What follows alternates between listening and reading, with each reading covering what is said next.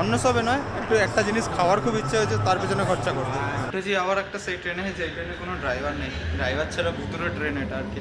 মাত্র সেকেন্ড ফ্লোরে এসেছি, তাতেই হাওয়া টাইট হয়ে গেছে এবং চেনসুই টেম্পলটার দিকে যাচ্ছি। এটাও একটা সেই কারণ যার জন্য আমি এখানে এসেছিলাম।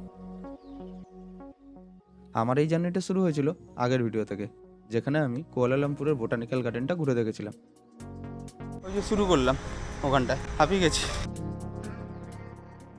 জেন্টিং আইল্যান্ড যাওয়ার জন্য বাসের টিকিট কাটার পর হাতে যে 2 ঘন্টা সময় ছিল, সেটা আমি কিভাবে ইউটিলাইজ করেছি আগের ভিডিওতে আমি পুরোপুরি বলেছি।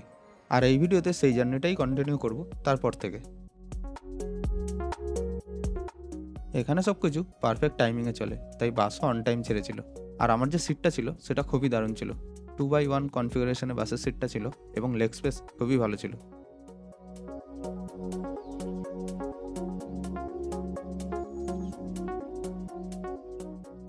এখনও পর্যন্ত মালয়েশিয়া আসার পর এটা আমার সবথেকে বেস্ট বাস জার্নি ছিল, কারণ এই বাসটা প্রথমবার সমতল থেকে পাহাড়ের উদ্দেশ্যে যাচ্ছে এবং বাসের কমফোর্টটা খুবই দারুণ ছিল।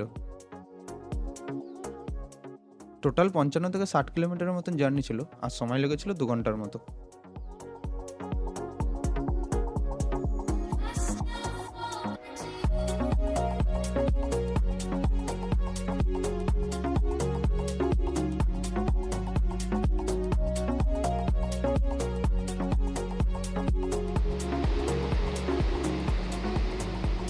প্রায় 55 কিলোমিটার বাস জার্নি করার পর পৌঁছে গেছি আভানা স্কাইওয়ের প্ল্যাটফর্মে। এখান থেকে দেখি কোন দিক থেকে উঠতে হবে, কারণ একা এসে একটু তো ঘাটতে হবেই। এই যে এদিকে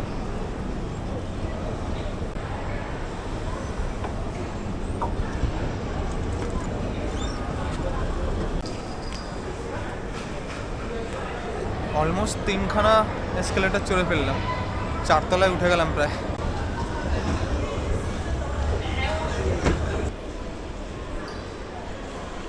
আমার পেছনে এটা হচ্ছে টিকিট কাউন্টার। আমি তো বাসের সাথে কম্বো টিকিট কিনেছি, যদি কেউ কম্বো টিকিট না কিনে থাকে তাহলে এখানে এসেও টিকিট কাটে যেতে পারে। প্রাইসটা একই পড়ে, শুধু কম্বো মানে হচ্ছে 100 এর টিকিটটা কেটে নেবে, এখানে এসে লাইন দেওয়ার প্রয়োজন নেই। আর আমার কাছে এখানে টিকিটটা আছে, যেটা নিয়ে আমি আগে চলে যাবো।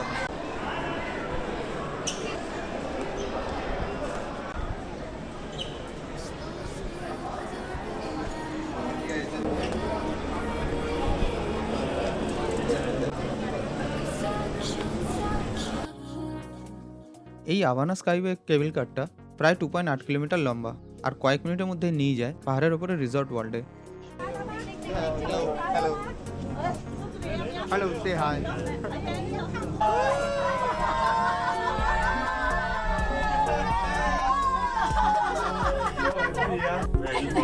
I'm from India. India. Only one, yes. Only one.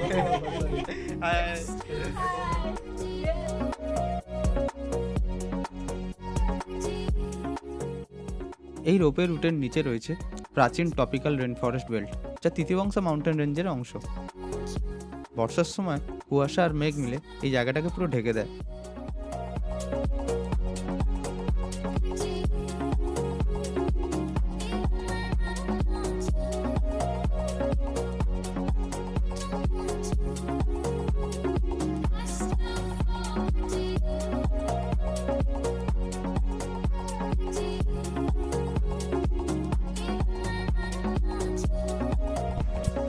Middle স্টেশনে নেমে গেছি এবং চেনসুই টেম্পলটার দিকে যাচ্ছি। এটাও একটা সেই কারণ যার জন্য আমি এখানে এসেছিলাম, মানে জেন্টিং আইল্যান্ডে।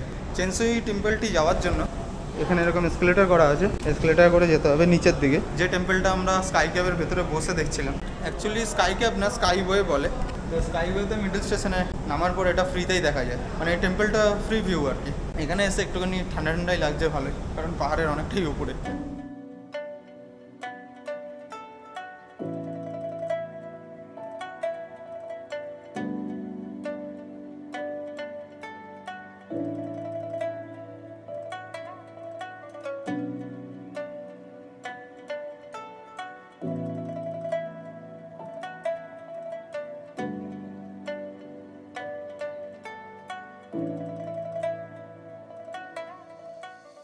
এই টেম্পলটা আসলে 1990 দশকে তৈরি, আর পুরো কমপ্লেক্সটা পাহাড়ের ঢালে ধাপে ধাপে সাজানো। পরিষ্কার দিনে এখান থেকে পুরো ভ্যালিটা দেখা যায়। সমতল থেকে প্রায় অনেকটাই উপরে চলে এসেছিলাম, তাই খুব ঠান্ডা এবং প্লেজেন্ট লাগছিল। এই টেম্পল এরিয়ার ভেতরে একটা কেভ এরিয়া আছে, যেটা মূলত মোরাল স্টোরি বেসড ডিসপ্লে, যেখানে চাইনিজ বিলিফ অনুযায়ী মৃত্যুর পর বিচার আর শান্তির বিভিন্ন ধাপ দেখানো হয়েছে। কে কি পাপ করলে কি শাস্তি পায় সেটা বোঝানো হয়েছে।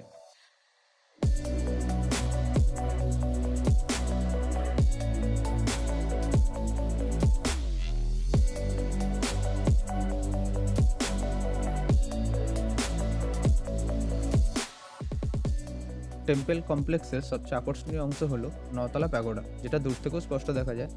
এই প্যাগোডা ট্র্যাডিশনাল চাইনিজ আর্কিটেকচার স্টাইলে বানানো। প্রতিটা তলায় খোলা বালকনি টাইপ ঘুরে দেখার জায়গা আছে।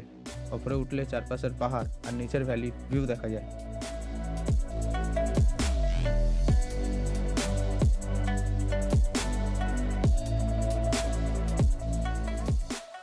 ভেতরে ছোট ছোট প্রেয়ার স্পেস আর ডেকোরেটিভ ডিটেলিং করা আছে, আর পুরো স্ট্রাকচারটা খুব নিটলি ভাবে মেনটেন করা। যারা এই টেম্পলে আসবে তারা এই প্যাগোডায় উঠে পুরো কমপ্লেক্সটা উপর থেকে একবার দেখে নিতে পারে। সময় লাগবে আনুমানিক 10 থেকে 15 মিনিট।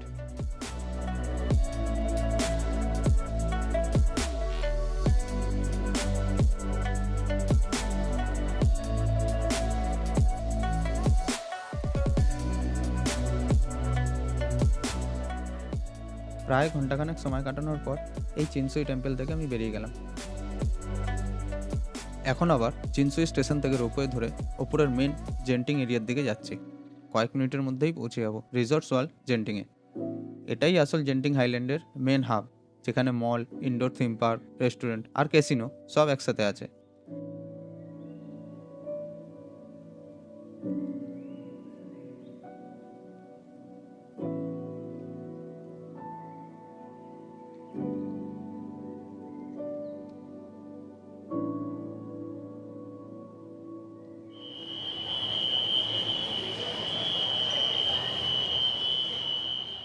রোপওয়ে থেকে যেখানে নামলাম সেটা হচ্ছে প্রায় মলের ভেতরেই। আর এখানে এসেই আমি জীবনের প্রথম দুটো সবথেকে বড় জিনিস লক্ষ্য করলাম। একটা হচ্ছে এত বড় শপিং মল আমি কোনোদিন দেখিনি, আর এরকম বিচ্ছিরি আওয়াজ কোনোদিন আমার কানে আসেনি। এটাই জেন্টিং হাইল্যান্ডের মেন অ্যাট্রাকশন এরিয়া। এখানে আছে বড় shopping mall, multiple hotel, restaurant, indoor theme park আর মালয়েশিয়ার একমাত্র লিগাল ক্যাসিনো। সবকিছুই ইনডোর সেট আপ, তাই বাইরে আবহাওয়া যাই হোক ভেতরে কমফোর্টেবল ঘোরা যায়। এখানে স্কাই অ্যাভিনিউ মল সবচেয়ে বেশি ক্রাউড থাকে। ব্র্যান্ডেড শপ থেকে শুরু করে লোকাল ফুড সবই অপশন আছে। এখন আমি ইনডোর থিম পার্কের মধ্যে আছি, কিন্তু এই আওয়াজের জন্য কিছু বলা যাচ্ছে না বা কিছু শোনাও যাচ্ছে না। এই কারণেই আমি ভয়েস ওভার দিয়েছি।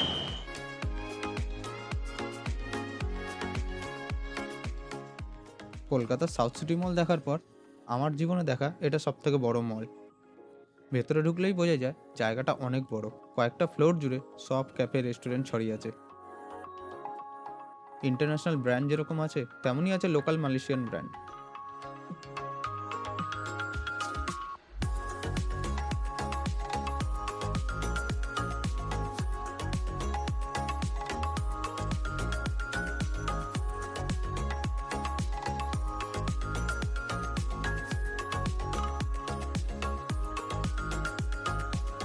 এই জায়গাটা মেনলি বাচ্চাদের জন্য খুব ফেমাস। পুরো বাচ্চাদের জন্য যত অ্যাক্টিভিটিস আছে সব এখানে হয়। আর এখানে সাউন্ড এফেক্টগুলোও মারাত্মক দিয়েছে।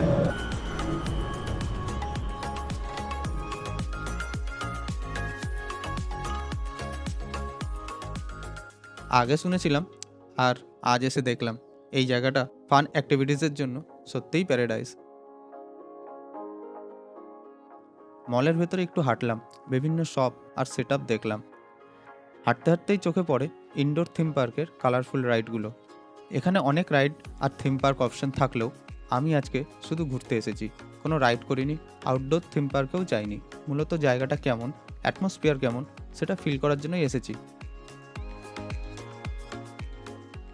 জেন্টিং আইল্যান্ড শুধু রাইডের জন্য নয়, যারা শুধু পাহাড়ের উপর একটা ডিফারেন্ট এনভায়রনমেন্ট এক্সপিরিয়েন্স করতে চায় তাদের জন্যও ভালো একটা স্পট।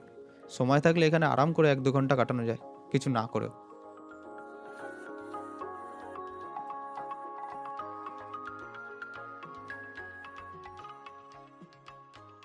এত বড় মলে এসে যদি কিছু খরচা না করে যাই, আমাকে আমার বন্ধুরা, আমার বাড়ির লোকেরা পেটাবে। সেই কারণে অন্য সবে নয়, একটু একটা জিনিস খাওয়ার খুব ইচ্ছে হয়েছে, তার পেছনে খরচা করতে। এই জিনিসটা খাওয়ার ইচ্ছে হয়েছে, এটা লেখা আছে চিকেন ফ্লস বান, 8 রিঙ্গিট, মানে 160 টাকা। এরকম দামি জায়গায় 160 টাকা যদি খরচা না করি, তাহলে বন্ধুরা আমার সব বন্ধুরা আমার প্যান্ট খুলে দেবে।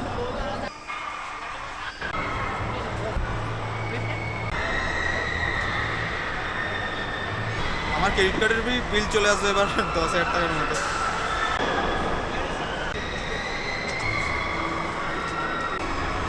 Thank you so much.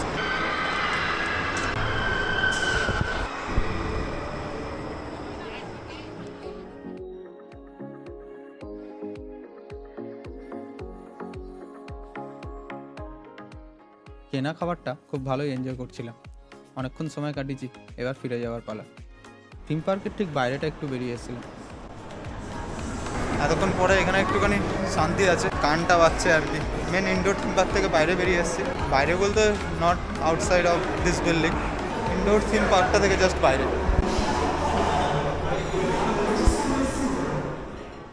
মলের ভেতরেই টিকিট কাউন্টার আছে, সেখান থেকে আবার রিটার্ন টিকিট কেটে নিলাম।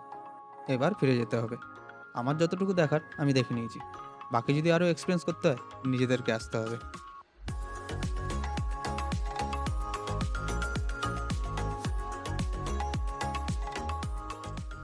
ফেরার সময় প্রচণ্ড ফগ থাকায় খুব বেশি কিছু দেখতে পারিনি, কিন্তু একটা খুব ইন্টারেস্টিং জিনিস আমি দেখেছি। এখানেই আমি দেখলাম ফার্স্ট ওয়ার্ল্ড হোটেল। 7,000-এর বেশি রুম নিয়ে একসময় এটা ছিল পৃথিবীর সবচেয়ে বড় হোটেল। বাইরে থেকে দেখলেই এর সাইজ বোঝা যায়। বিশাল কালারফুল বিল্ডিং, আর পুরো রিসর্ট ওয়ার্ল্ড এরিয়ার বড় একটা অংশ জুড়ে রয়েছে।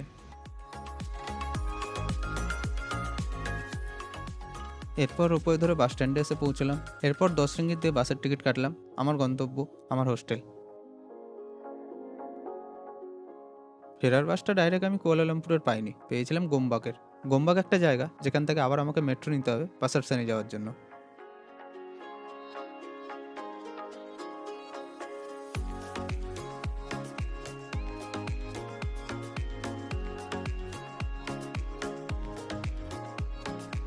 উঠেছি আবার একটা সেই ট্রেনে, যে ট্রেনে কোনো ড্রাইভার নেই, ড্রাইভার ছাড়া ভিতরে ট্রেন এটা আর কি।